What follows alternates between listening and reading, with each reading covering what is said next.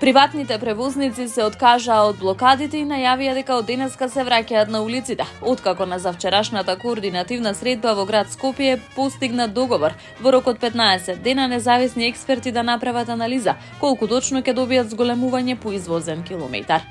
Успеавме да се договориме дека за рок од 15 дена ќе биде изработена стручна анализа заедно со нас, со координаторите на советничките групи. Ќе се најде некое оптимално решение за да може да се направи нова методологија на цената, да се стават ставки кои треба да бидат структурирани и заклучно со 1 јануари 2025 година стартуваме со нова цена. Ќе се склучи анекс на договорот, истакна представникот на приватните превозници Јовица Зафировски. Од град Скопје претходно соопштија дека по седница на Советот на град Скопје денеска се одржал координативен состанок на кој учествувале градоначалничката и секретарот на град Скопје, координаторите на советничките групи кои ги представуваат политичките партии во Советот на град Скопје, членови на Советот, представници на стручните служби на град Скопје и представници на приватните превозници.